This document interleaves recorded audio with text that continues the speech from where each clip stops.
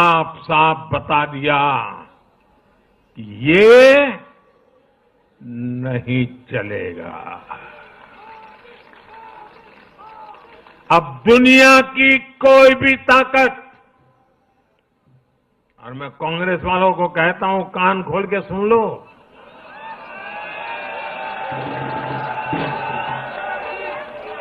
उनके साथियों को भी कहता हूं,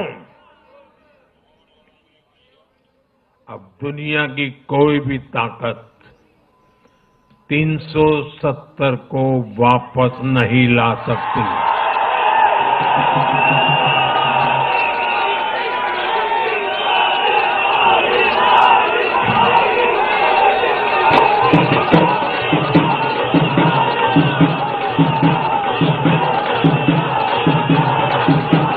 साथियों, महाराष्ट्र के इस चुनाव ने इंडी वालों का या गाड़ी वालों का दो मुहा चेहरा भी देश के सामने खोल करके रख दिया है।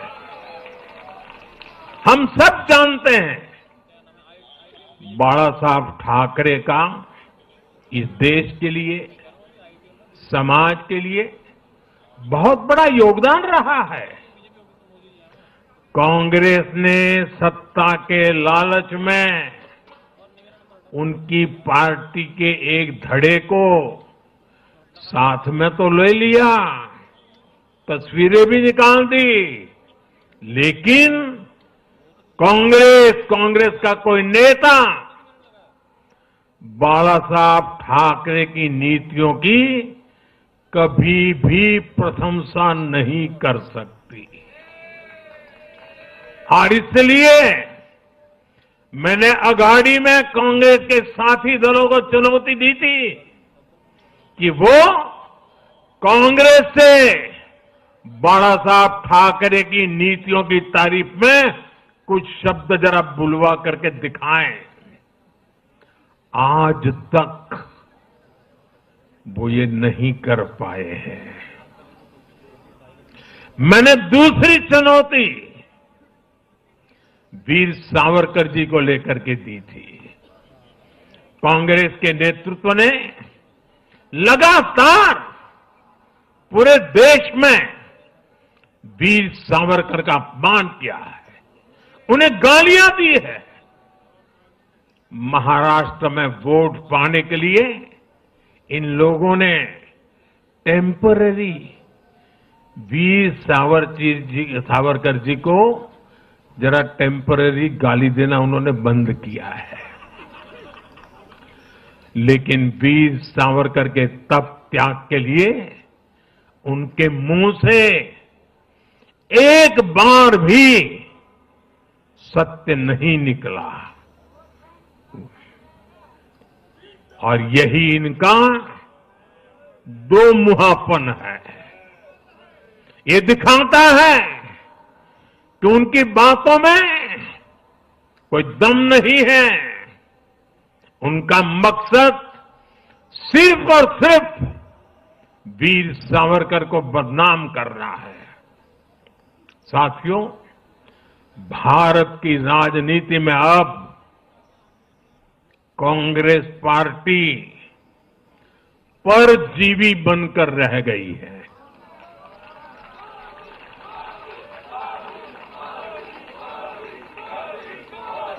कांग्रेस पार्टी के लिए अब अपने दम पर सरकार बनाना लगातार मुश्किल हो रहा है। हाल ही के चुनावों में जैसे आंध्र प्रदेश, अरुणाचल प्रदेश, सिक्किम, हरियाणा और आज महाराष्ट्र में उनका सुपड़ा साफ हो गया।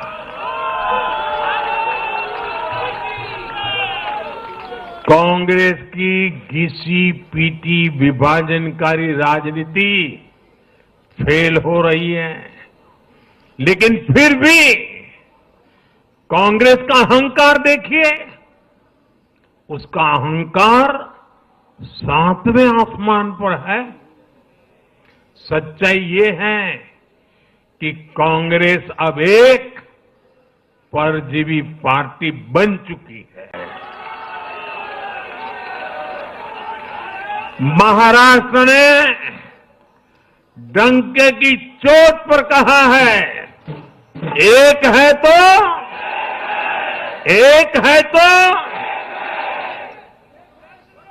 एक है तो सेब है के भाव ने जाति, धर्म, भाषा और क्षेत्र के नाम पर लड़ाने वालों को सबक सिखाया है, सजा की है।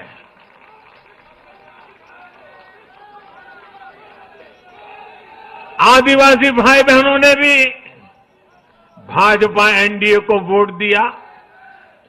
ओबीसी भाई बहनों ने भी भाजपा एनडीए को वोट दिया। मेरे दलित भाई बहनों ने भी भाजपा एनडीए को वोट दिया।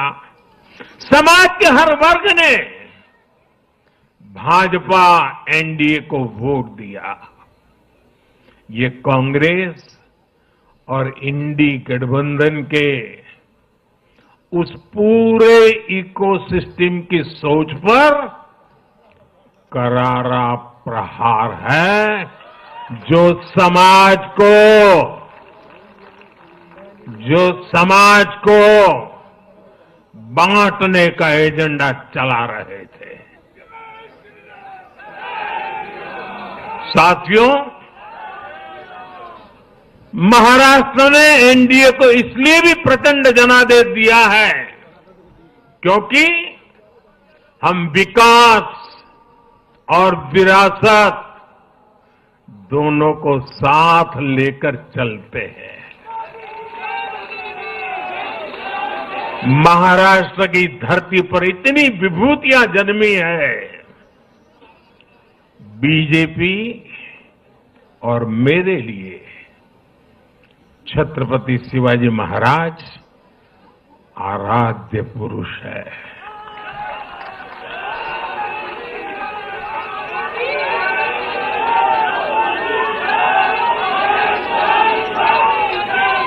धर्मवीर छत्रपति संभाजी महाराज हमारी प्रेरणा है।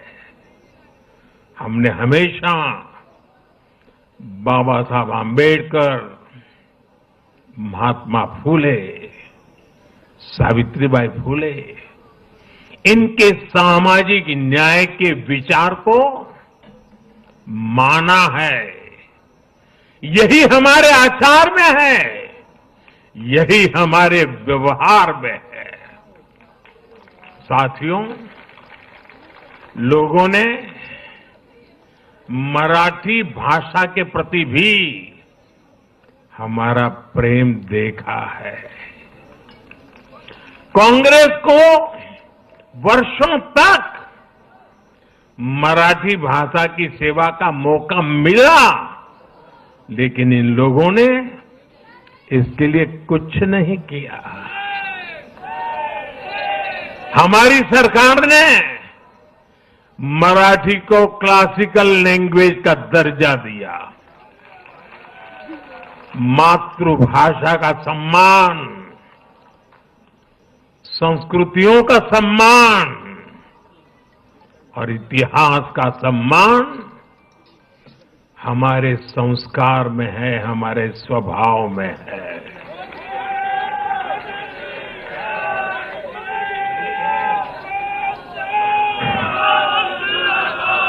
और मैं तो हमेशा कहता हूं, मातृभाषा का सम्मान मतलब अपनी मां का सम्मान।